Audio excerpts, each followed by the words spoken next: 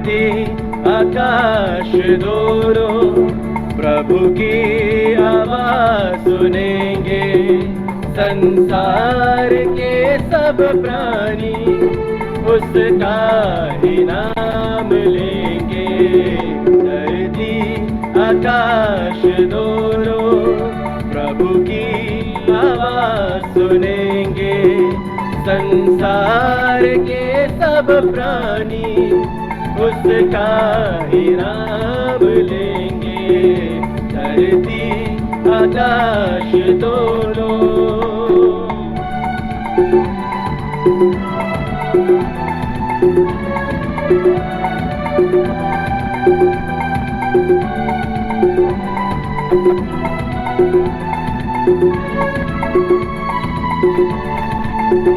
प्रभु का समय आता है, धरती मगन होगी। उसकी दया बरसेगी और दूर चलन होगी। प्रभु का समय आता है, धरती मगन होगी। उसकी दया बरसेगी और दूर चलन होगी। उसके वचन की महिमा और शक्ति हम देखेंगे। संसार के सब प्राणी उसका ही नाम लेंगे। धरती आकाश दोनों।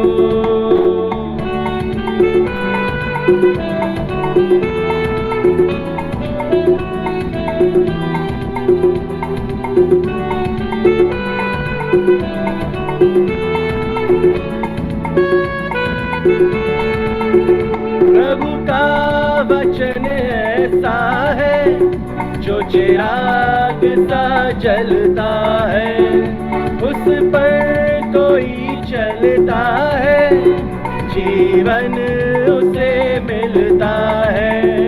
प्रभु का वचन ऐसा है जो चिराग सा जलता है। उस पर कोई चलता है, जीवन उसे मिलता है। उसके नियम को जो माने कभी भी न वो भटकेंगे।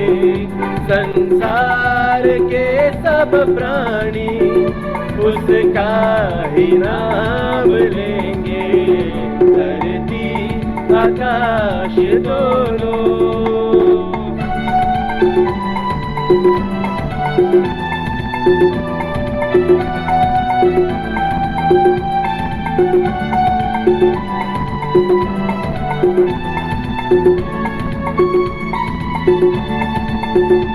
आंखें उठा कर देखो, प्रभु का दिन आएगा।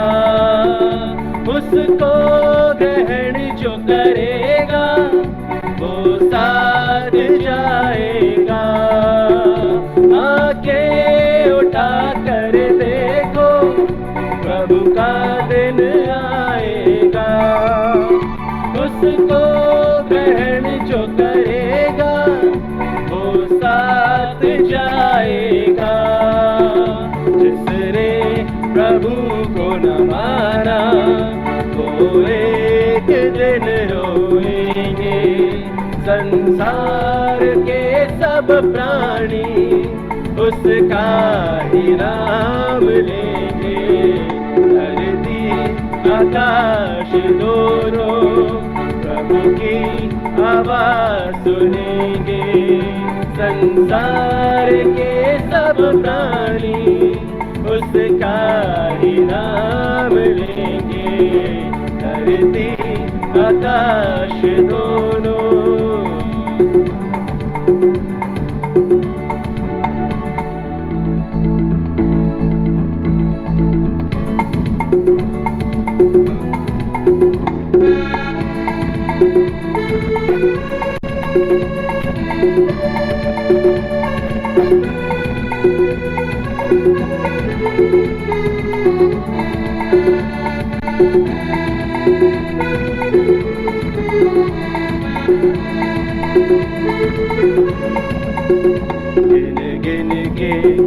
स्तुति करूं बेशुमार तेरे दानों के लिए। अब तक तूने संभाला मुझे अपनी बाहों में लिए हुए। गिन के स्तुति करूं बेशुमार तेरे दानों के लिए। अब तक तूने संभाला मुझे अपनी बाहों में लिए हुए। गिन के स्तुति करो तेरे शत्रु का निशाना तुझ पर होगा ना सफल। तेरे शत्रु का निशाना तुझ पर होगा ना सफल। आँखों की पुतली जैसे वो रखेगा तुझे हर पल। आँखों की पुतली जैसे वो रखेगा तुझे हर पल। गिन के स्तुति करो बेशुमार तेरे दानों के लिए। अब तक तूने संभाला मुझे अपने बाहों में लिए हुए। गिन के स्तुति करो आंधियां बन के आए जिंदगी के फिकर। आंधियां बन के आए जिंदगी के फिकर। कौन है तेरा के बलिहारा है भरोसा तेरा किधर। कौन तेरा के बलिहारा है भरोसा तेरा किधर। गिन के स्तुति करो बेशुमार तेरे दानों के लिए। अब तक तूने संभाला मुझे अपनी बाहों में लिए हुए। गिन के स्तुति करूं आए तुझे जो मिटाने वो शस्त्र होंगे बेअसर। आए तुझे जो मिटाने वो शस्त्र होंगे बेअसर। तेरा रचने वाला तुझ पर रखता है अपनी नजर। तेरा रचने वाला तुझ पर रखता है अपनी नजर। गिन के स्तुति करो बेशुमार तेरे दानों के लिए। अब तक तूने संभाला मुझे अपनी बाहों में लिए हुए। गिन के स्तुति करो।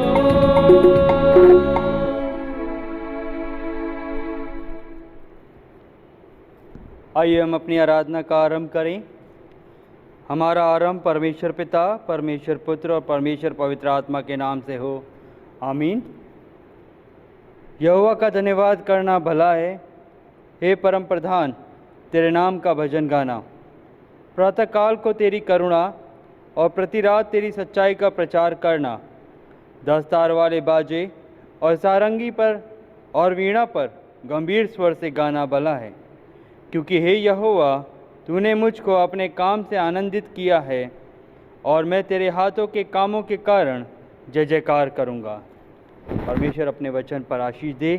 आइए ये समय होगा कि हम परमेश्वर पिता की महिमा में, उसकी स्तुति और प्रशंसा में गीत गाएंगे। मसीह गीत संग्रह से गीत नंबर 213, मेरे पाप क्या धोवेगा।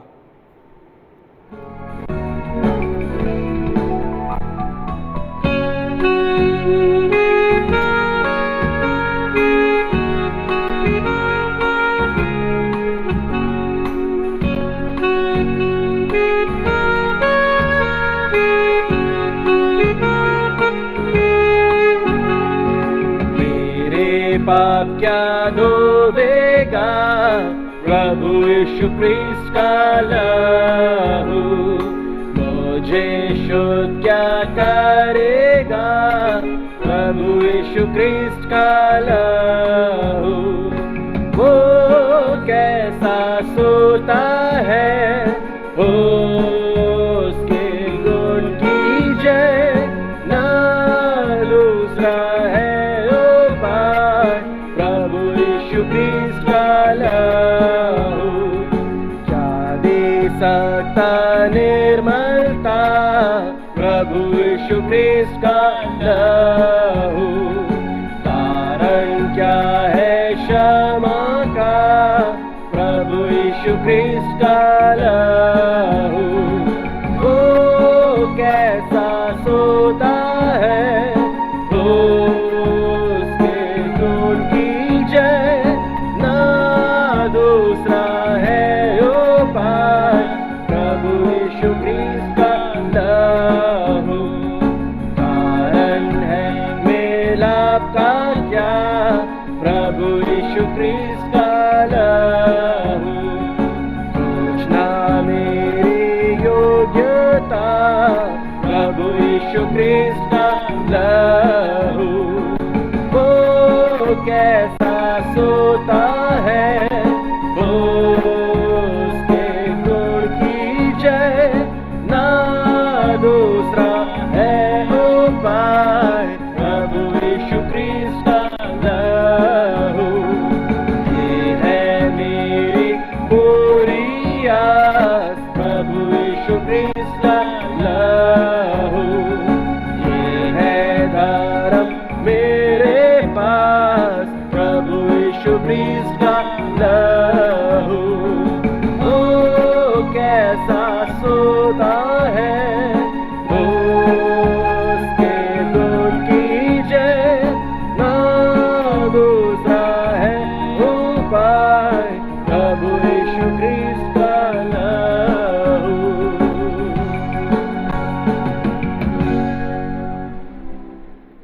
आइए हम सब मिलकर परमेश्वर की आराधना में क्रमांक 3, 4, 5 में सम्मिलित होंगे। प्रभु यीशु क्रिस्ट का अनुग्रह, परमेश्वर का प्रेम और पवित्र आत्मा की सहभागिता आप सभी के साथ हो। प्रभु आपके साथ हो। आइए हम सब मिल के प्रार्थना करें। हे सर्वशक्तिमान परमेश्वर, तेरे सम्मुख सबके हृदय खुले हैं। तू सबकी अभिलाषाओं को जानता है और तुझसे कोई भी भेद छिपा नहीं। अपने पवित्र आत्मा की प्रेरणा से हमारे हृदय के विचारों को शुद्ध कर कि हम तुझसे पूर्ण रूप से प्रेम करें और योग रीति से तेरे पवित्र नाम की स्तुति करें, हमारे प्रभु यीशु ख्रीस्त के द्वारा। आमीन। हम प्रार्थना करें। स्वर्ग में परमेश्वर की महिमा और पृथ्वी पर उसके लोगों को शांति। हे प्रभु परमेश्वर, स्वर्गिक राजा, सर्वशक्तिमान पिता परमेश्वर, हम तेरी आराधना करते, तुझको धन्यवाद देते और तेरी महिमा के कारण तेरी स्तुति करते हैं। हे प्रभु यीशु ख्रीस्त, परमेश्वर पिता के इकलौते पुत्र, हे प्रभु परमेश्वर, हे परमेश्वर के मेमने, तू जगत का पाप उठा ले जाता है। हम पर दया कर। तू पिता की दाहिनी ओर विराजमान है। हमारी प्रार्थना स्वीकार कर, क्योंकि केवल तू ही पवित्र है, तू ही प्रभु है, तू ही यीशु ख्रीस्त पवित्र आत्मा के साथ परमेश्वर पिता की महिमा में परम उच्च है। आमीन। प्रभु हम पर दया कर। ख्रीस्त हम पर दया कर। प्रभु हम पर दया कर।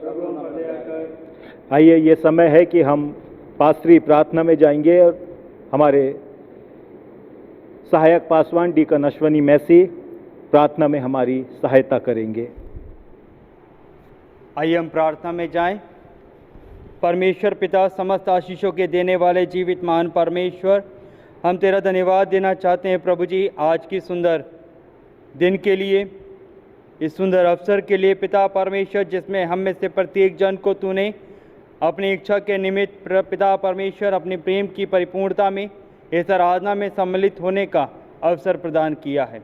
पिता परमेश्वर, आज की संपूर्ण आराधना को हम तेरे पवित्र हाथों में सौंप देना चाहते हैं और विनती प्रार्थना करते हैं प्रभु जी की तेरी उपस्थिति हमारे मध्य में पाई जाए, ताकि हम में से प्रत्येक जन जो प्रभु जी इस आराधना में शामिल होते हैं, तेरे वचन को सुनने के लिए, तेरी ओर निहारने के लिए पिता परमेश्वर अपनी आशीष से परिपूर्ण करें।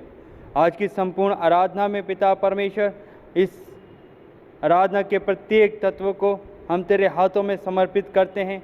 प्रभु, जब हम तेरे वचन में पाए जाते हैं, अपनी आत्मा की प्रेरणा से प्रभु जी अपने दास की अगुवाई करें और होने दे पिता परमेश्वर, कि हम तेरे दास के माध्यम से तेरे जीवित वचन को अपनी जीवन के लिए पिता परमेश्वर ग्रहण करने वाले होने पाएँ, ताकि हम हर एक उन समस्त उत्तम आशीषों को प्राप्त करने पाएँ जो तेरे वचन से मिलती है। साथ ही पिता परमेश्वर आराधना के संपूर्ण संचालन के लिए हम प्रार्थना करते हैं। शुरुआत से लेकर अंत तक पिता परमेश्वर तू हमारे मध्य में अपनी अगुवाई को प्रदान करें और होने दे पिता परमेश्वर की, जब हम तेरे सानिध्य में होकर आत्मा से परिपूर्ण होते हुए प्रभु जी तेरी स्तुति और प्रशंसा करते हैं, हमारा गीतों का गाया जाना, समस्त साजों का बजाया जाना पिता परमेश्वर तुझे ग्रहण योग्य होने पाएँ। हम समस्त उन लोगों को स्मरण करते प्रभु जी जो इस समय इस आराधना में पिता परमेश्वर तेरी सानिध्य में तेरी पवित्र उपस्थिति में अपने आप को रखते हैं। इस समय प्रभु जी प्रत्येक श्रोतागण को हम तेरे हाथों में समर्पित करते हैं प्रभु, जो तेरे वचन को सुनने के लिए ललायक रहते हैं। और इस समय पिता परमेश्वर उन्होंने अपने जीवन को अपने समय को अर्पण किया है कि पिता वो उस संगति को प्राप्त करने पाए जो तेरे बेटे प्रभु यीशु मसीह में मिलती है। आज की इस आराधना में पिता परमेश्वर हम विनती प्रार्थना करते हैं प्रभु, प्रत्येक उस जन को जो तेरी ओर निहारता है और अपनी प्रार्थनाओं को तेरे आगे रखता है प्रभु, तो उन्हें पिता परमेश्वर अपने अनुग्रह में ले और होने दे पिता परमेश्वर के प्रत्येक घराना प्रत्येक जीवन प्रभु जी जो तेरी ओर इस समय पाया जाता है प्रभु तेरी आशीष से परिपूर्ण होता जाए। पिता परमेश्वर हम विनती प्रार्थना करते हैं अपनी कलीसिया के लिए, कलीसिया के प्रत्येक उन परिवारों के लिए, बुजुर्गों के लिए, बीमारों के लिए पिता परमेश्वर होने दे पिता परमेश्वर तेरा अनुग्रह प्रत्येक के ऊपर बना रहने पाए और हर एक का जीवन पिता परमेश्वर तुझे पूर्ण सुरक्षित रहने पाए। आज की संपूर्ण आराधना को प्रभु जी एक बार फिर से हम तेरे पवित्र हाथों में सौंपते हैं। होने दे पिता परमेश्वर तेरी पवित्रता की परिपूर्णता में हम में से प्रत्येक जन पिता परमेश्वर तेरी ओर निहारने वाला होने पाए, ताकि पिता परमेश्वर तेरी स्वर्गिक भेद की बातों को हम अपने जीवन की आत्मिक उन्नति के लिए ग्रहण करने वाले होने पाएँ। आज की संपूर्ण आराधना पिता परमेश्वर हम तेरे आगे रखते हैं और तुझसे विनती प्रार्थना करते हैं कि तेरी अगुवाई हम में से प्रत्येक के मध्य में शुरुआत से लेकर अंत तक पाए जाएं। प्रार्थना तेरे बेटे और हमारे उद्धारकर्ता प्रभु यीशु मसीह के नाम से मांगते हैं, आमीन। आइए समय होगा कि हम उत्तरवादी पाठ में जाएंगे। आज के लिए ठहराया गया धर्मशास्त्र का उत्तरवादी पाठ जो कि हमें मिलता है भजन संहिता उसका 141 अध्याय, जिसको पढ़ने में हमारी अगुवाई श्रीमती शालू शाह करेंगी। आज की आराधना के लिए ठहराया गया उत्तरवादी का पाठ जो कि पाया जाता है भजन संहिता 141, इसे हम अपनी उत्तरवादी रीति के अनुसार पढ़ लेंगे। हे यहोवा, मैंने तुझे पुकारा है, मेरे लिए फुर्ती कर, जब मैं तुझको पुकारूं तब मेरी ओर कान लगा। मेरी प्रार्थना मेरे सामने सुगंध धूप और मेरा हाथ फैलाना संध्याकाल सा अनबली ठहरे। हे यहोवा, मेरे मुख पर पहरा बैठा, मेरे होठों के द्वार की रखवाली कर। मेरे मन किसी बुरी बात की ओर लेकर न दे और अनकारी को जो कामों में ना रखे और मैं उनके वस्तुओं में से कुछ न करूं। धर्मी मुझको मारे तो यह कृपा मानी जाएगी, और वह मुझे ताड़ना दे तो यह मेरे सिर पर का तेल ठहरेगा। मेरा सिर उससे इनकार ना करेगा। लोगों के बुरे काम करने पर भी मैं प्रार्थना में लवलीन रहूँगा। जब उनके न्यायी चट्टान के पास गिराए गए तब उन्होंने मेरे वचन सुन लिए, क्योंकि वे मधुर हैं। जैसे भूमि में हल चलने से ढेले फूटते हैं, वैसे हमारी हड्डियाँ अधोलोक के मुंह पर छितराई हुई हैं। परंतु हे यहोवा प्रभु, मेरी आंखें तेरी ओर, मैं तेरा शरणरत हूँ, तू मेरे प्राण की उठाए। मुझे उस फंदे से जो उन्होंने मेरे लिए लगाया है और अनर्थकारियों के जाल से मेरी रक्षा कर। जो लोग अपने जाल में आप फंसे और मैं बच निकलूं। यह परमेश्वर का जीवित वचन है। धर्मशास्त्र का पहला पाठ जो कि हमें मिलता है यिर्मयाह की पुस्तक उसका 23 अध्याय और उसके 23 पद से लेकर 32 पद तक, जिसको पढ़ने में हमारी अगुवाई श्रीमती आराधना धन्यवाद करेंगी। आज की आराधना के लिए ठहराया गया पहला पाठ जो कि पाया जाता है यिर्मयाह नबी की पुस्तक उसका 23वां अध्याय पद 23 से लेकर 32 तक। बुक ऑफ यिर्मयाह चैप्टर 23 वर्स 23 to 32, जहाँ इस प्रकार लिखा है, यहोवा की यह वाणी है, क्या मैं ऐसा परमेश्वर हूँ जो दूर नहीं निकट ही रहता हूँ? फिर यहोवा की यह वाणी है, क्या कोई ऐसे गुप्त स्थानों में छिप सकता है कि मैं उसे ना देख सकूं? क्या स्वर्ग और पृथ्वी दोनों मुझसे परिपूर्ण नहीं हैं? मैंने इन भविष्यवक्ताओं की बातें भी सुनी हैं जो मेरे नाम से यह कहकर झूठी भविष्यवाणी करते हैं, मैंने स्वप्न देखा है स्वप्न। जो भविष्यवक्ता झूठ मूठ भविष्यवाणी करते और अपने मन ही के छल के भविष्यवक्ता हैं, यह बात कब तक उनके मन में समाई रहेगी? जैसे मेरी प्रजा के लोगों के पुरखा मेरा नाम भूलकर बाल का नाम लेने लगे थे, वैसे ही अब ये भविष्यवक्ता उन्हें अपने अपने स्वप्न बता बताकर मेरा नाम भुलाना चाहते हैं। यदि किसी भविष्यवक्ता ने स्वप्न देखा हो तो वह उसे बताए, परंतु जिस किसी ने मेरा वचन सुना हो तो वह मेरा वचन सच्चाई से सुनाए। यहोवा की यह वाणी है, कहाँ भूसा और कहाँ गेहूँ? यहोवा की यह भी वाणी है, क्या मेरा वचन आग सा नहीं है? फिर क्या वह ऐसा हथौड़ा नहीं जो पत्थर को फोड़ डाले? यहोवा की यह वाणी है, देखो, जो भविष्यवक्ता मेरे वचन दूसरों से चुरा चुरा कर बोलते हैं, मैं उनके विरुद्ध हूँ। फिर यहोवा की यह भी वाणी है कि जो भविष्यवक्ता उसकी यह वाणी है ऐसी झूठी वाणी कहकर अपनी अपनी जीभ हिलाते हैं, मैं उनके भी विरुद्ध हूँ। यहोवा की यह भी वाणी है कि जो बिना मेरे भेजे या बिना मेरी आज्ञा पाए स्वप्न देखने का झूठा दावा करके भविष्यवाणी करते हैं और उसका वर्णन करके मेरी प्रजा को झूठे घमंड में आकर भरमाते हैं, उनके भी मैं विरुद्ध हूँ और उनसे मेरी प्रजा के लोगों का कुछ लाभ ना होगा। यह परमेश्वर का जीवित वचन है। परमेश्वर अपने वचन के पढ़े एवं सुने जाने पर आशीष दे। धर्मशास्त्र का दूसरा पाठ जो कि हमें मिलता है याकूब की पत्री, उसका 3रा अध्याय और उसके 1 पद से लेकर 12 पद तक, जिसको पढ़ने में हमारी अगुवाई श्रीमती जैनिस जेम्स करेंगी। आज की आराधना के लिए दूसरा पाठ है नए नियम से याकूब की पत्री, उसका 3रा अध्याय पहले पद से 12वें पद तक। याकूब 3 उसका पहले पद से 12वें पद तक, जहाँ इस प्रकार लिखा है, हे मेरे भाइयों, तुम में से बहुत उपदेशक ना बने, क्योंकि जानते हो कि हम उपदेशक और भी दोषी ठहरेंगे, इसलिए कि हम सब बहुत बार चूक जाते हैं। जो कोई वचन में नहीं चूकता वही तो सिद्ध मनुष्य है और सारी देह पर भी लगाम लगा सकता है। जब हम अपने वश में करने के लिए घोड़ों के मुंह में लगाम लगाते हैं तो हम उनकी सारी देह को भी घुमा सकते हैं। देखो, जहाज़ भी यद्यपि ऐसे बड़े होते हैं और प्रचंड वायु से चलाए जाते हैं, तो भी एक छोटी सी पतवार के द्वारा माझी की इच्छा के अनुसार घुमाए जाते हैं। वैसे ही जीभ भी एक छोटा सा अंग है और वह बड़ी बड़ी डींगे मारती है। देखो, थोड़ी सी आग से कितने बड़े वन में आग लग जाती है। जीभ भी एक आग है। जीभ हमारे अंगों में अधर्म का एक लोक है और सारी देह पर कलंक लगाती है और जीवन गति में आग लगा देती है और नरक कुंड की आग से जलती रहती है। क्योंकि हर प्रकार के वन पशु पक्षी और रेंगने वाले जंतु और जलचर तो मनुष्य जाति के वश में हो सकते हैं और हो भी गए हैं, पर जीभ को मनुष्य में से कोई वश में नहीं कर सकता। वह एक ऐसी बला है जो कभी रुकती ही नहीं। वह प्राणनाशक विष से भरी हुई है। इसी से हम प्रभु और पिता की स्तुति करते हैं और इसी से मनुष्य को, जो परमेश्वर के स्वरूप में उत्पन्न हुए हैं, शाप देते हैं। एक ही मुंह से धन्यवाद और शाप दोनों निकलते हैं। हे मेरे भाइयों, ऐसा नहीं होना चाहिए।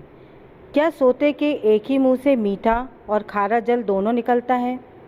हे मेरे भाइयों, क्या अंजीर के पेड़ में जैतून या दाख की लता में अंजीर लग सकते हैं? वैसे ही खारे सोते से मीठा पानी नहीं निकल सकता। ये परमेश्वर का जीवित वचन है। परमेश्वर इसके पढ़े और सुने जाने पर आशीष दे। आइए, समय होगा कि हम सुसमाचार पाठ में जाएंगे। आज के लिए ठहराया गया सुसमाचार पाठ जो कि हमें मिलता है मत्ती रचित सुसमाचार, उसका 12वां अध्याय और उसका 31 पद से लेकर 37 पद तक, जिसको पढ़ने में हमारी अगुवाई रेवरेंड नीलेश सिंह करेंगे।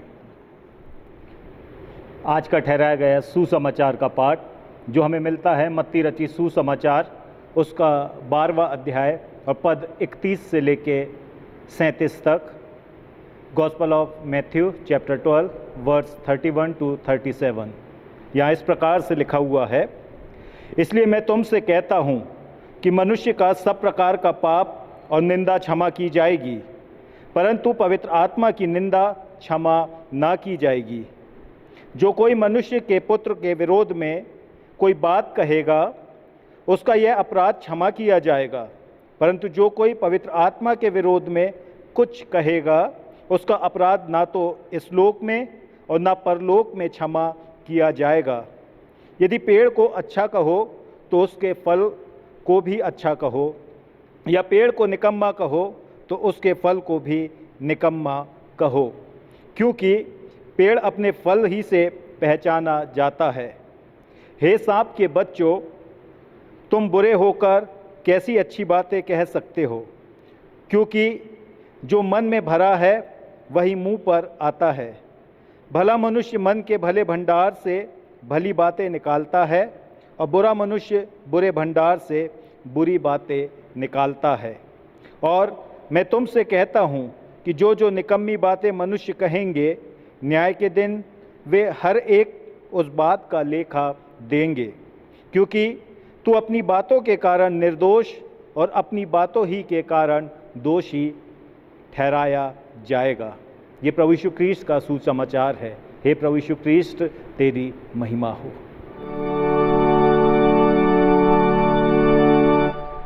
वचननु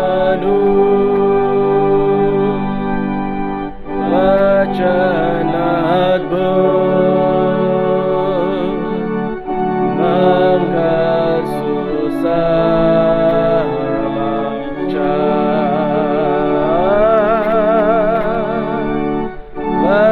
वचननु वचनाद्भुत मंगल सुसमाचार।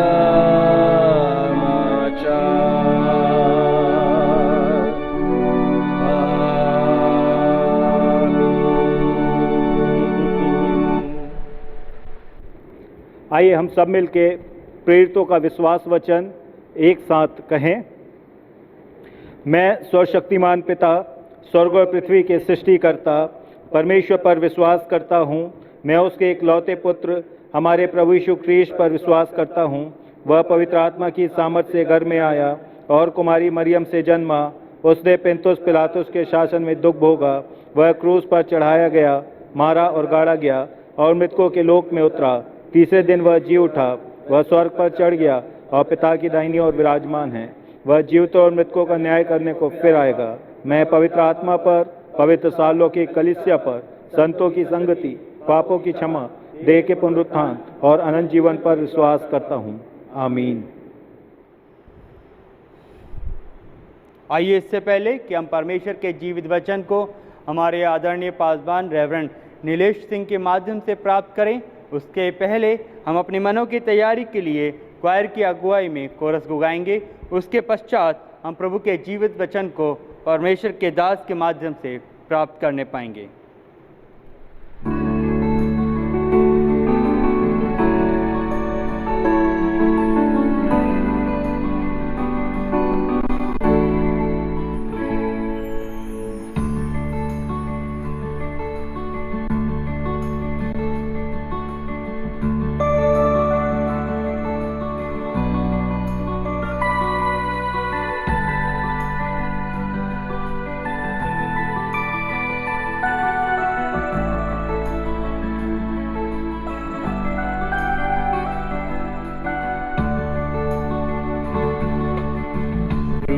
की बारिश बरसना चाहती है, खुदावन की शिफाती है, खुदावन की शिफाती है। रूह की बारिश बरसना चाहती है। खुदावन की शिफा आती है, खुदावन की शिफा आती है। शिफा का मंबा यीशु मसीहा, छूने का उसको वक्त है ये। अपने ईमान से उसके लहू से पापों से छूटने का वक्त है ये। शिफा का मंबा यीशु मसीहा, छूने का उसको वक्त है ये। अपने ईमान से उसके लहू से पापों से छूटने का वक्त है ये। रूह की बारिश बरसना चाहती है, खुदावन की शिफा आती है, खुदावन की शिफा आती है। प्रेम की बारिश बरसना चाहती है, खुदावन की शिफा आती है, खुदावन की शिफा आती है। कोढ़े भी खाए मेरे लिए ही वो सूली चढ़ा। कुचला गया वो मेरे लिए, मेरी शिफा को ये सब सहा। कोढ़े भी खाए मेरे लिए ही वो सूली चढ़ा। कुचला गया वो मेरे लिए, मेरी शिफा को ये सब सहा। रूह की बारिश बरसना चाहती है, खुदावन की शिफा आती है, खुदावन की शिफा आती है। प्रेम की बारिश बरसना चाहती है, खुदावन की शिफा आती है, खुदावन की शिफा आती है, खुदावन की शिफा आती है, खुदावन की शिफा आती है।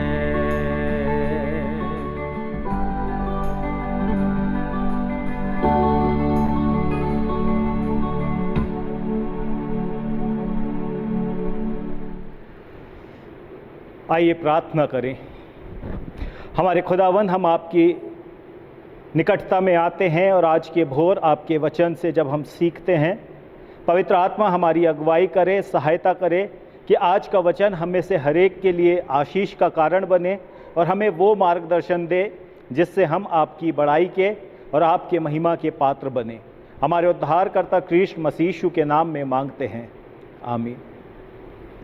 शब्द। प्रियो, शब्द में बहुत ताकत होती है। शब्द वो होता है जिसके द्वारा व्यक्ति अपने जीवन को उन विचारों में संलग्न करता है जिसके द्वारा वो अपने जीवन का निर्माता बन सकता है।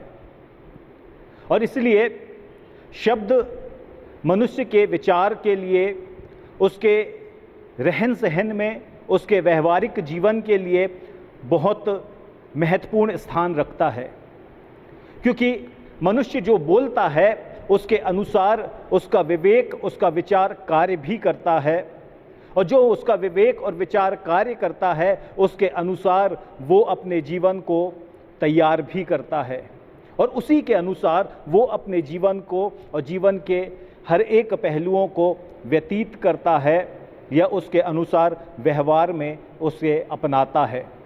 और इसलिए बहुत सारे जो मोटिवेशनल स्पीकर्स हैं वो इस बात को बोलते हैं कि मनुष्य के हृदय में निरंतर सकारात्मक सोच का होना आवश्यक है, और इसीलिए सकारात्मक बातें, अच्छी बातें मनुष्य के व्यक्तित्व को अच्छा बनाती हैं, सकारात्मक बनाती हैं। और उसी के विपरीत यदि मनुष्य नकारात्मक दृष्टिकोण रखता है तो उसके विवेक में, उसके हृदय में नकारात्मक बातें घर कर जाती हैं।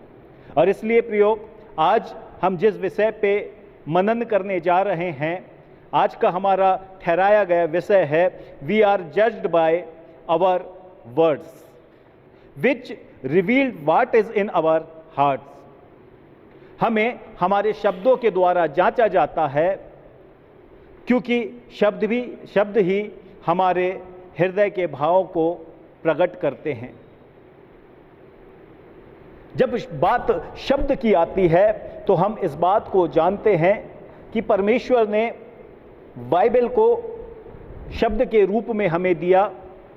वही शब्द प्रभु यीशु मसीह के रूप में, व्यवहारिक रूप में देह धारण किया। वही शब्द जो आपके और मेरे जीवन के मार्गदर्शन के लिए सौंपा गया। लेकिन हम जिन शब्द की बात कर रहे हैं वो जो हम अपने भीतर के भावों को व्यक्त करते हुए लोगों के बीच में व्यक्त करते हैं। हम इस बात को जानते हैं कि परमेश्वर ने हमें बहुत अनमोल बनाया है, आशीषित बनाया है, और हमारा जीवन परमेश्वर की बड़ाई के लिए है। परमेश्वर ने अपने महिमा के लिए हमें सृजा है। लेकिन बहुत बार हम विश्वासी लोग अपने शब्दों के कारण परमेश्वर की उस महिमा को धूमिल करते हैं। इसीलिए बाइबल इस बात को बताती है, ये जो जीभ है उसकी सबसे अधिक चौकसी करना है। जीभ और अपनी जुबान, अपने शब्दों के प्रति हमें सतर्क रहने की आवश्यकता है, क्योंकि प्रियो, शब्द वो है जो हमारी पहचान है। हमें लोग हमारे शब्दों से, हमारी भाषा से पहचानते हैं। जिस प्रकार से पतरस जब उस भीड़ में था और उस भीड़ में एक स्त्री उस व्यक्ति से मिलती है, पतरस से मुलाकात करती है, तो उसी बात को कहती है, तू भी तो यीशु गलील के साथ था, क्योंकि तेरी बोली तेरा भेद खोलती है। शब्द हमारी पहचान है, शब्द हैं जो हमारी गवाही है, क्योंकि हम जिन भाषाओं का इस्तेमाल करते हैं वो हमारे जीवन के व्यक्तित्व को प्रदर्शित करता है। हमारा जीवन किस मापदंड के अंतर्गत, किस परिवेश के अंतर्गत व्यतीत हो रहा है, हमारा शब्द उनका बयां करता है। हमारे जीवन की गवाही हमारे शब्द देते हैं, और हमारे शब्द ही हैं जो हमारी ताकत हैं। क्योंकि किसी ने इस बात को कहा है, व्यक्ति शब्दों के द्वारा बन सकता है और शब्दों के द्वारा ही वो अपने जीवन को बिगाड़ भी सकता है। इसलिए हमें अपने जीवन की चौकसी करना है, और उसके लिए ज़रूरी है कि हम अपने जीभ को कंट्रोल में रखें, नियंत्रण में रखें, अपने शब्दों को नियंत्रित करें। क्योंकि जो हमारे हृदय के भाव होंगे, जो हमारे हृदय के भीतर विचार काम करेगा, वही हमारे होठों से व्यक्त होगा। और इसीलिए हमें अपने हृदय को परमेश्वर की महिमा के लिए तैयार करने की आवश्यकता है, ताकि इस हृदय से हमारा होठ, हमारे जीभ कंट्रोल में हो, नियंत्रित हो, और उसी के द्वारा हम परमेश्वर की बड़ाई के लिए अपने आप को भी तैयार कर सकें। हमने जैसा याकूब की पत्री में पढ़ा, हम इस बात को जानते हैं कि एक सोते से दो प्रकार का जल नहीं निकल सकता है, या तो वो मीठा जल देगा या तो खारा जल देगा। हमारे होंठ भी कुछ इसी प्रकार से हैं। यदि आप तीसरी याकूब की पत्री उसका 3 अध्याय 9वीं पद पढ़ें तो वहाँ हम पाते हैं कि इसी होंठ से हम परमेश्वर की बड़ाई करते हैं, और इसी होंठ से मनुष्य की जो परमेश्वर का स्वरूप है, परमेश्वर ने अपनी स्वरूपता में उन मनुष्यों को बनाया है, उनकी निंदा करते, उनको शाप देते हैं, क्योंकि ये होंठ हमारे वश में नहीं है।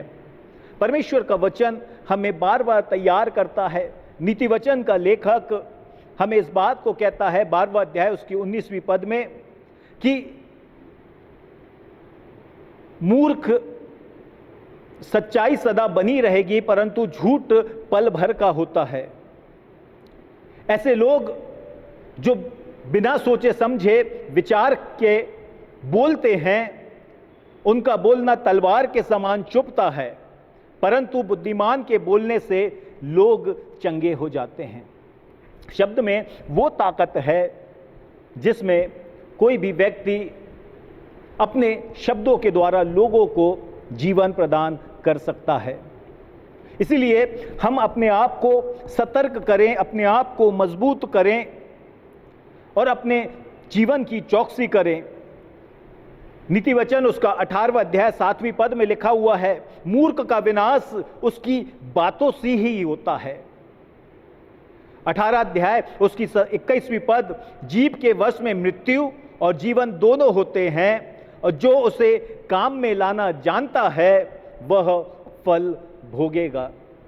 हमारे होठों में जीवन भी है और मृत्यु भी है, लेकिन जो इसका उचित इस्तेमाल जानता है वह या तो आशीष पाएगा या अपने जीवन को नष्ट करेगा या उसे शाप में लाएगा। इसलिए हम बड़े गंभीरता के साथ आज की भोर विचार करें और आज की भोर मनन करें कि हम किस प्रकार से अपने जीवन को, अपने शब्दों को नियंत्रित कर सकते हैं। यद्यपि बाइबल इस बात को बताती है कि आसान नहीं है, ये किसी भी रीति से संभवता की दृष्टिकोण में नहीं आता है, लेकिन जो आत्मिक व्यक्ति है वो इसे अपने नियंत्रण में रख सकता है, वो इसके लिए अपने प्रयासों को कर सकता है। यदि मनुष्य सांसारिक विवेक से या सांसारिक बौद्धिक क्षमता के द्वारा विचार करेगा तो वो कभी भी अपने इस जीव को वश में नहीं कर सकता है, क्योंकि बाइबल इस बात को बताती है, जो हमने पढ़ा है, घोड़ों को लगाम से रोका जा सकता है, किसी भी प्रकार के जानवरों को, किसी भी प्रकार के संसार के पशुओं को मनुष्य कंट्रोल कर सकता है, लेकिन एक छोटी सी जीव को मनुष्य कंट्रोल करना में असमर्थ होता है। ये इसलिए क्योंकि ये वो माध्यम है जिसके लिए बाइबल कहती इसमें आग है। ये वो माध्यम है जिसके लिए बाइबल कहती है इसमें विष भरा हुआ है। और इसे ही भजन संहिता 140 में परमेश्वर का दास भी लिखता है। हमें अपने इस होठ के लिए, इसकी तैयारी के लिए, अपने शब्दों को सुसज्जित करने के लिए परमेश्वर की नज़दीकी में आने की आवश्यकता है। और वचन से हम कुछ बातों को सीखेंगे कि हम किस प्रयास के द्वारा अपने शब्दों को नियंत्रित कर सकते हैं। सबसे पहली बात, हम अपने शब्दों को तब नियंत्रित कर सकते हैं जब हमारे हृदय वचन के परिपूर्ण हो, हमारे हृदय में वचन को जगह मिलने पाए।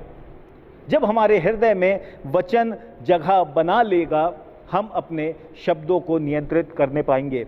आज का जो हमारा विषय है उसके अनुसार हम इस बात को जानते हैं कि जो कुछ मनुष्य के हृदय में होता है वो शब्दों के द्वारा बाहर निकलता है। और यदि हम अपने हृदय को वचन से परिपूर्ण करेंगे, जितना ज़्यादा परमेश्वर का वचन हमारे हृदय में होगा, जितना ज़्यादा परमेश्वर के वचन को हम अपने हृदय में धारण करेंगे, अपने विचार में, अपनी सोच में, अपने जीवन के व्यवहार में उसे अपनाएंगे, तो हम वचन के अधीन, वचन के नियंत्रण में अपने जीवन को व्यतीत करने पाएंगे।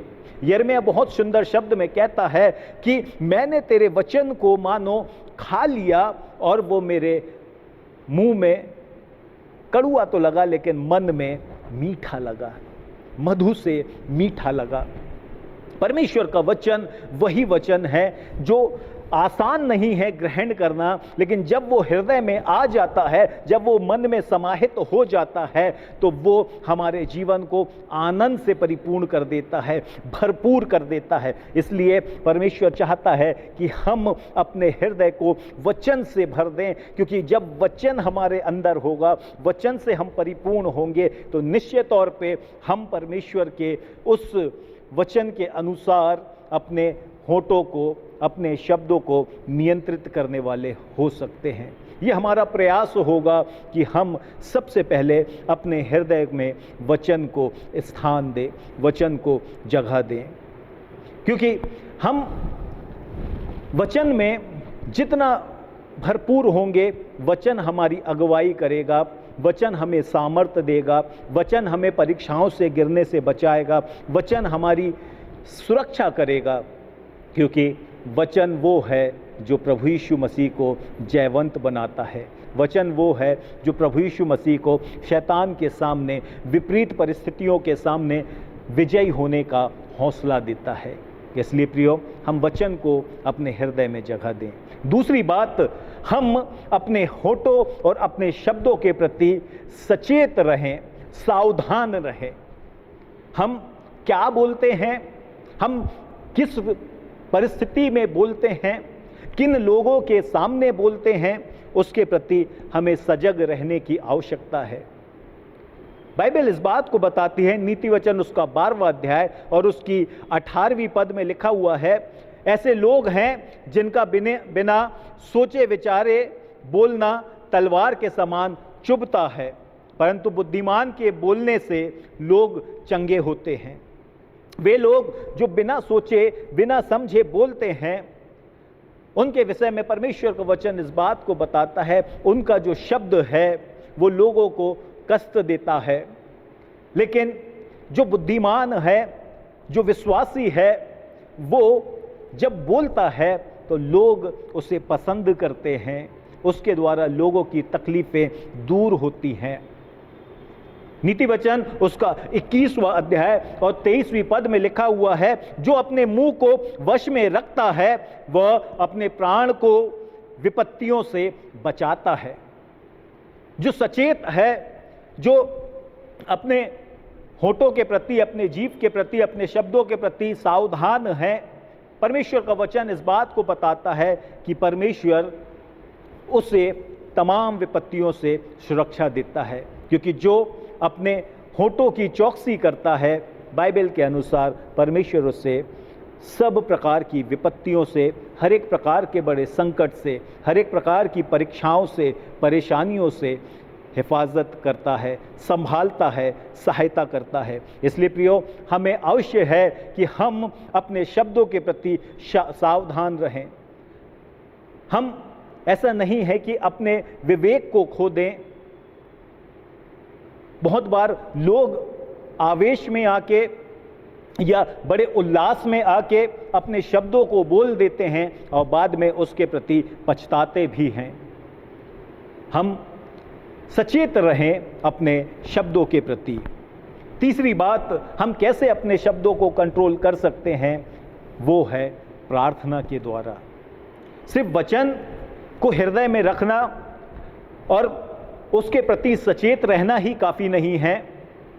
प्रार्थना अत्यंत आवश्यक है, क्योंकि प्रार्थना वो सामर्थ्य है जिसमें परमेश्वर हमारे जीवन के साथ काम करता है। जब हम प्रार्थना करते हैं तो अपने जीवन को, जो हमारे लियाकत में नहीं है, जो हमारे सामर्थ्य में नहीं है, जो हमसे नहीं हो पाता है, उस काम को करने के लिए परमेश्वर को आमंत्रित करते हैं। और जब परमेश्वर काम करता है तो परमेश्वर के लिए कुछ भी कठिन नहीं है। और इसलिए यदि हमको अपने शब्दों की चौकसी करना है, अपने जीव को वश में रखना है, तो हमें अपने जीवन को प्रार्थना में व्यतीत करना है। परमेश्वर के कामों को अपने जीवन के लिए स्वीकारना है, आमंत्रण करना है कि परमेश्वर इस जीवन से आपकी बड़ाई होना चाहिए, आपकी महिमा होना चाहिए, आप बढ़ें और मैं घटूं। नीति वचन उसका 10वां अध्याय और 21वीं पद में लिखा हुआ है, धर्मी के वचनों से बहुतों का पालन पोषण होता है, परंतु मूल लोग निर्बुद्धि होने के कारण मर जाते हैं। जब हम धार्मिकता में अपने वचनों को इस्तेमाल करेंगे, बहुत लोगों के लिए आशीष का कारण बनेंगे। लेकिन जब हम विवेकहीनता के द्वारा अपने साहस में, अपनी लियाकत में भरोसा रखते हुए काम करेंगे, बाइबल कहती वो निर्बुद्धि है और निर्बुद्धि के मूर्ता के कारण वो मर जाता है, उसका नाश होता है। इसलिए प्रियो, हम अपनी लियाकतों को नहीं लेकिन परमेश्वर की सामर्थ को स्थान दें, प्रार्थना में रहें। पवित्र आत्मा हमारा सहायक है जो परमेश्वर ने प्रभु यीशु मसीह में हमारे लिए नियुक्त किया है। वो हमारी सहायता करेगा, वो हमें सामर्थ्य देगा, वो हमें तैयार करेगा कि हम उचित परिस्थिति में उचित शब्दों का, उचित वाक्यांशों का, उचित लोगों के बीच में इस्तेमाल कर सकें। तीसरी बात, हमें अपने शब्दों में दूसरों की निंदा से बचना चाहिए। बहुत बार हम सोचते हैं, जो हमारे विवेक के अंदर, हमारे हृदय में भावना पनपती है, जिसमें हम दूसरों को तुच्छ समझते हैं। यदि कोई मोटा है, यदि कोई भद्दा है, यदि किसी प्रकार का से कमज़ोर है, बुद्धिहीन है या कोई गलती करता है, हम हमारे हृदय की उस भावना के अनुसार जो उनको उकसाती है, लोगों की निंदा करने के प्रति, लोगों का मजाक और ठट्टा उड़ाने के प्रति हमें सजग रहना है।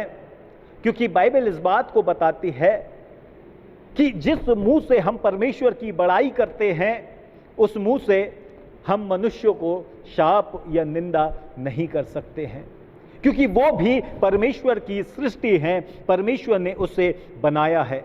और याद रखें, इंसान परमेश्वर के स्वरूप में और समानता में रचा गया है। और इसीलिए परमेश्वर का दास दाऊद इस बात को कहता है, वह आशीषित है जो ठट्टा करने वालों की मंडली में नहीं बैठता है, क्योंकि जहां उपहास है वहां पे परमेश्वर का वास नहीं होता है। इसलिए निंदा से बचना है, क्योंकि हमें अपने हृदय के विचारों को शुद्ध करना है। हमारे शब्द हमारी पहचान है, हमारे शब्द से हमें लोग परखते हैं, जांचते हैं। जब हम निंदा करते हैं तो यह स्वाभाविक है कि हमारे अंदर कमजोरी है, क्योंकि किसी ने इस बात को कहा है, जो दूसरों के अंदर कमियां ढूंढता है वो अपनी कमियों को छिपाना चाहता है। इसलिए प्रियो, हम अपने आप को प्रखर करें और दूसरों के प्रोत्साहन का कारण बने, दूसरों के आनंद का और खुशी का कारण बने। पहला पत्रस उसका 2 अध्याय और उसकी पहली पद में लिखा हुआ है, हर प्रकार की निंदा तुमसे दूर रहे। हर एक प्रकार की निंदा तुमसे दूर रहे। हमको परमेश्वर ने नहीं चाहा है कि हम दूसरों की निंदा करने वाले हों, दूसरों की बुराइयां करने वाले हों। दूसरों के प्रति हमारा जो दृष्टिकोण है वो नकारात्मक हो। पहला पत्रस उसका 2 अध्याय 15 पद में लिखा हुआ है, क्योंकि परमेश्वर की इच्छा यह है कि तुम भले काम करने में निर्बुद्धि लोगों की अज्ञानता की बातों को बंद कर दो। जो निर्बुद्धि लोग अज्ञानता की बातें करते हैं, जो दूसरों का उपहास उड़ाते हैं, जो दूसरों को तुच्छ जानते हैं, ये सब बातें बुद्धिमान व्यक्ति के हृदय से, उसके जीवन से दूर होनी चाहिए। इसलिए हमें अपने जीवन में इन बातों से परहेज करना है, दूसरों की निंदा से निरंतर हमें बचना है। और 5वीं और अंतिम बात, कड़ुआहट, बैर, ईर्ष्या को दूर करें। जो सांसारिक बातें हैं जो हमें पाप में डालती हैं, वे बातें जो हमें अपराध में और हमें परमेश्वर की निकटता में लाने से अवरोध उत्पन्न करती हैं, उन तमाम बातों को हमें हमारे हृदय और हमारे जीवन से दूर करना है। हमें इन बातों से परहेज करना है, इनसे दूर भागना है, इनसे पृथक रहने का प्रयास करना है।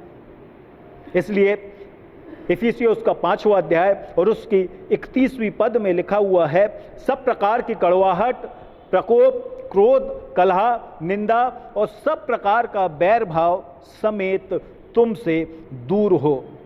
भजन संहिता उसका 34वां अध्याय और उसकी 13वीं पद में लिखा हुआ है, अपनी जीभ को बुराई से रोक रख और अपने मुंह की चौकसी कर कि उससे छल की बात ना निकले।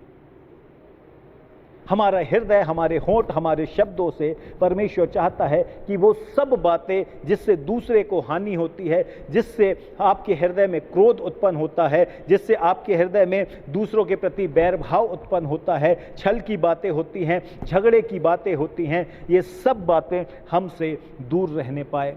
क्योंकि परमेश्वर वो परमेश्वर है जो हमें मेल की आत्मा देता है, जो मेल कराने वाला परमेश्वर है। प्रभु यीशु मसीह ने परमेश्वर के उस प्रावधान के अनुसार हमारा उसी परमेश्वर के पिता के साथ मेल कराया है, और हमें भी वो दायित्व दिया है कि हम संसार में मेल मिलाप की सेवा करें, ना कि हम लोगों के बीच में अलगाव का कारण बने। इसलिए प्रियो, हमें अपने शब्दों के साथ सतर्क होने की आवश्यकता है, क्योंकि शब्द हमारी पहचान है और लोग इन्हीं शब्दों से हमें जांचते हैं, इन्हीं शब्दों से हमें परखते हैं। और इसलिए परमेश्वर का वचन जब हम यिर्मयाह में पढ़ते हैं तो लिखा है, लोग तरह तरह की भविष्यवाणियाँ करते हैं, बातें बोलते हैं और इस बात को कहते हैं कि परमेश्वर ये कहता है, यहोवा यूँ कहता है। लेकिन प्रियो, यहोवा परमेश्वर एक स्पष्ट बात कहता है। परमेश्वर अपने लोगों से स्पष्ट रूप से इस बात को कहता है कि जो वचन तुझे कहा जाए, जो वचन तुझे दिया जाए, उसे सच्चाई से सुना। जो परमेश्वर का वचन है उसे सच्चाई से सुना। परमेश्वर के वचन के साथ किसी प्रकार का खिलवाड़ ना हो, और वही वचन यदि हृदय में है और उसी वचन से हम सतर्कता से अपने जीवन को व्यतीत करते हैं, अपनी प्रार्थना में परमेश्वर की सामर्थ्य को मांगते हैं और दूसरों की निंदा से परहेज करते हैं, और जब हम क्रोध, ईर्ष्या, द्वेष, छल की बातें अपने जीवन से दूर रखते हैं, तो निश्चय है कि हम उस प्रयास में आगे बढ़ेंगे जिससे हम अपनी जीभ को नियंत्रित करने पाएँ और उसके प्रति अपने हर एक कदम में सावधान हों। क्योंकि परमेश्वर हमें इस होंठ के द्वारा अपनी महिमा के पात्र बनाना चाहता है, जिससे परमेश्वर की नाम की बड़ाई हो और उसी का नाम हम में और हमारे जीवन से महिमा को प्राप्त करे, और उसी के द्वारा हम सदा उसके राज के ग्रहण योग्य और विश्वास योग्य सेवक और सेविका के रूप में तैयार हों। परमेश्वर हमारी सहायता करे और हमें आशीष प्रदान करे। परमेश्वर का धन्यवाद हो।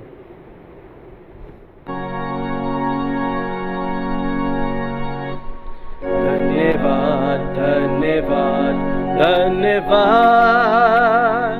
सारे आशीषों के सोते धन्यवाद। धन्यवाद धन्यवाद धन्यवाद, सारे आशीषों के सोते धन्यवाद। सारी आशीषें आती ऊपर से, हालेलुया। धन्यवाद धन्यवाद धन्यवाद, सारे आशीषों के सोते धन्यवाद। आमीन।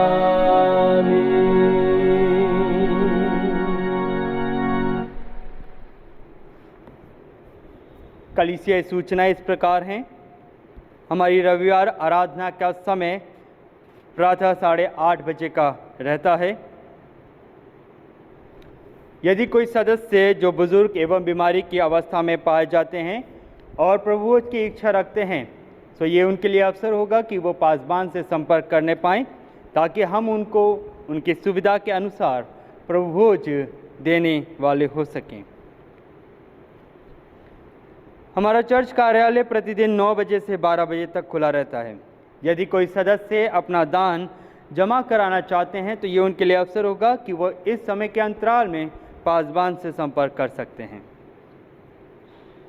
हमारी कलीसियाई आराधना प्रत्येक बुधवार संध्या 6:30 बजे से 7:30 बजे तक होती है, जिसमें प्रभु भोज को आप ग्रहण कर सकते हैं एवं अपनी व्यक्तिगत प्रार्थना कर सकते हैं। एवं रविवार की आराधना प्रातः 8:30 बजे रहेगी, जिसमें आराधनालय खुला रहेगा और आप उसमें अपनी उपस्थिति प्रदान कर सकते हैं। पिछले सप्ताह जिनके जन्मदिन एवं विवाह की वर्षगांठ रही, उसके नाम इस प्रकार हैं: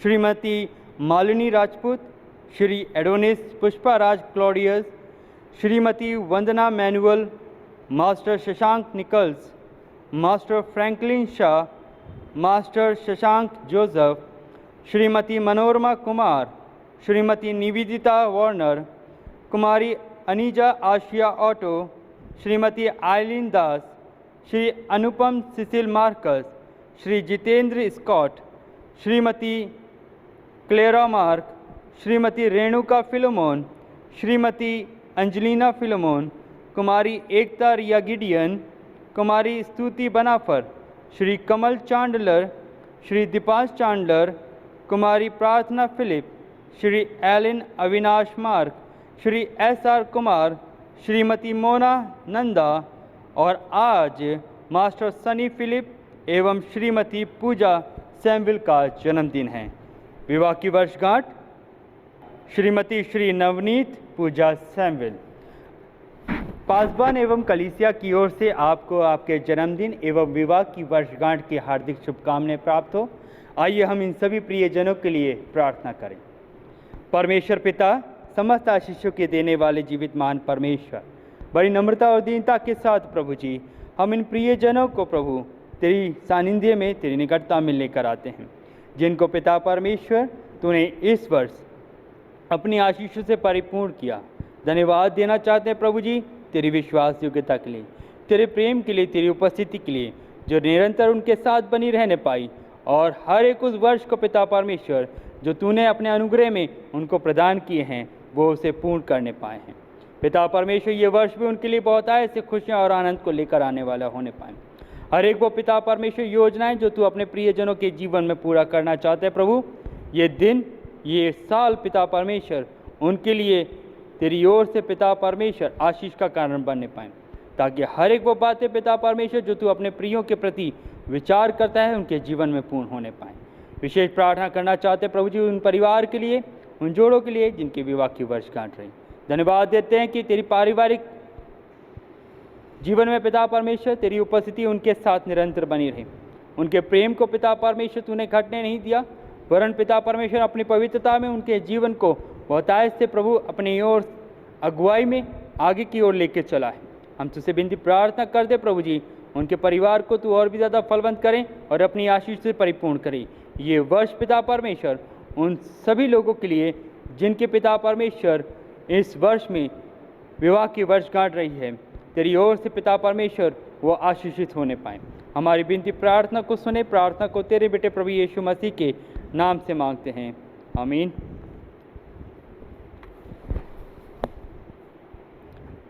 आइए समय होगा कि हम अपनी संसारिक भेंटें प्रभु की उपस्थिति में लेकर आएं। हम गीत गाएंगे, गीत नंबर 367, प्रभु तेरा हूँ तेरे वचन से।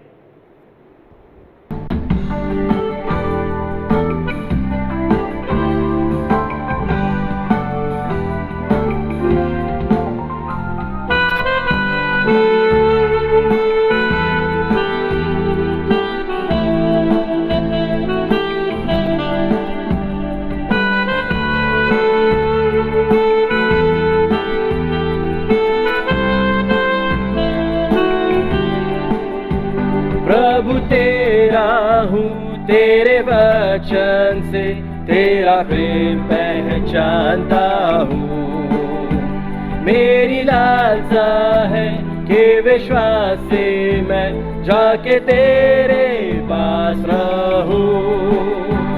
रख तू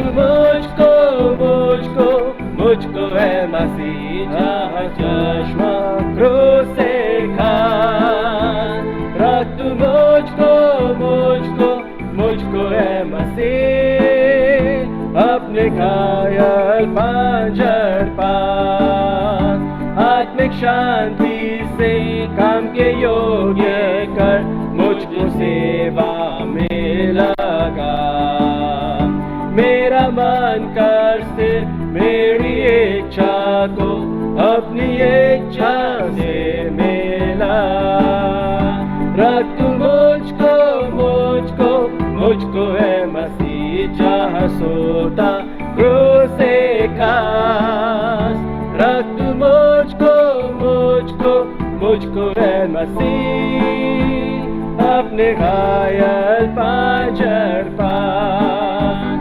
अपनी प्रार्थना में जैसे मित्र से तैसे दोस्त से बात करूं, जो एक घड़ी भी तेरे संग रहूं तो महान आनंद हो। रख तू मुझको है मसीह चाह सोता क्रूस से खास। रख तू मुझको है मसीह अपने घायल पांजर पास। सबसे गहरा प्रेम मेरा जानूंगा जब तक स्वर्ग ना जाऊंगा। सबसे श्रेष्ठ आनंद तब मिलेगा जब तुझको आँख से देखूंगा।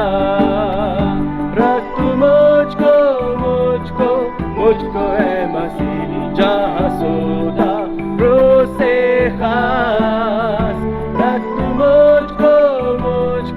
मुझको है मसीह अपने घायल पांजर पास।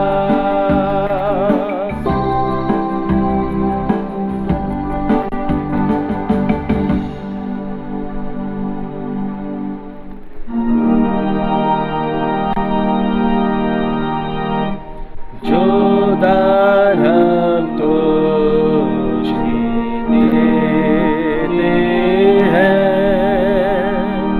सो शैरा का भी होता है। तुझसे ले वो तेरा है जो देता सा।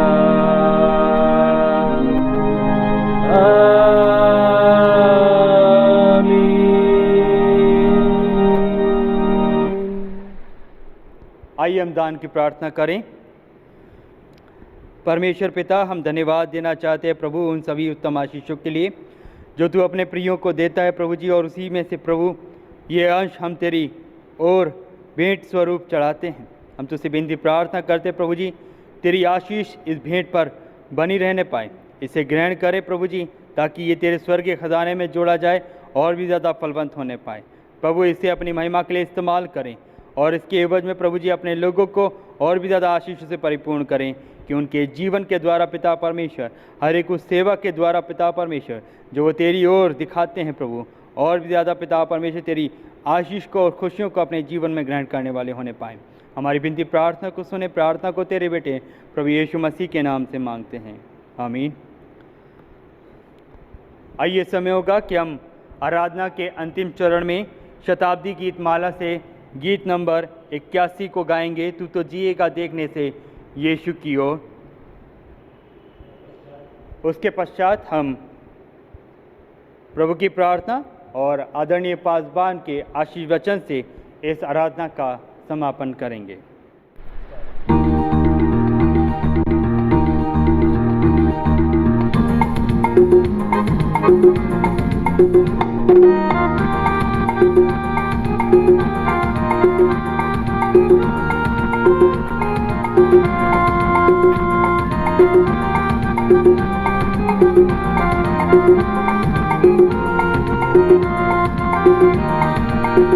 तू तो जिएगा देखने से यीशु की ओर, अब भी पाएगा जीवन का दान। तो देखो तुझे बचावेगा, जिसके क्रूस के द्वारा है त्राण। देख देख देख के जी, तू तो जिएगा देखने से यीशु की ओर, अब भी पाएगा जीवन का दान। देखो उठाया है उसने सब पापों का बोझ, तो तू अपना भी बोझ उसे दे। उसके पंजर से लहू सब बहता रहा, कि सब ऋण तेरे भारे जाए।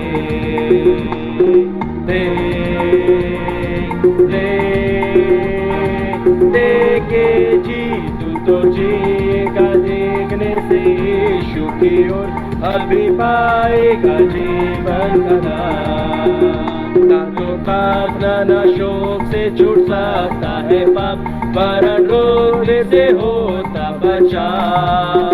तो सिर्फ औलाद के सब पापों का भार, केवल उसके तू देख बहतेगा।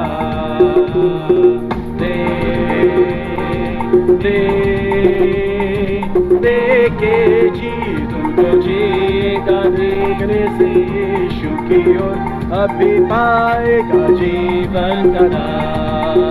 सुन मसीह ने बुलाया तू शंका न कर, कुछ भी करना तेरा न काम, क्योंकि प्रगट हुआ बचाने को है, हाँ तुझे वो देता विश्वास।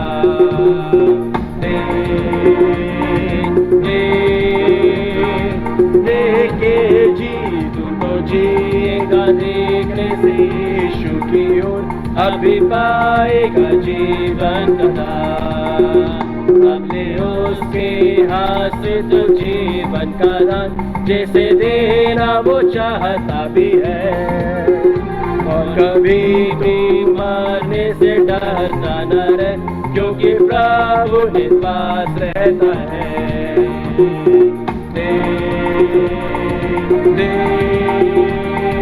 देखे जी तू तो जिएगा देखने से यीशु की ओर, अभी पाएगा जीवन का दान। आइए हम प्रभु की प्रार्थना एक साथ कहें। हे हमारे पिता, तू जो स्वर्ग में है, तेरा नाम पवित्र माना जाए, तेरा राज्य आए, तेरी इच्छा जैसे स्वर्ग में पूरी होती है वैसे इस पृथ्वी पर पूरी हो। हमारे दिन भर की रोटी आज हमें दे, और जैसे हमने अपने अपराधियों को क्षमा किया वैसे ही हमारे अपराधों को क्षमा कर, और हमें परीक्षा में न ला परंतु बुराई से बचा, क्योंकि राज, पराक्रम और महिमा सदा तेरे है। आमीन। अब परमेश्वर की शांति जो सारी समझ से परे है, परमेश्वर के और उसके पुत्र प्रभु यीशु ख्रीस्त के ज्ञान और प्रेम में आपके हृदय के विचारों को सुरक्षित रखे, और सर्वशक्तिमान परमेश्वर पिता, पुत्र और पवित्र आत्मा की आशीष आप पर हो और आपके साथ सदा सर्वदा बनी रहे। आमीन।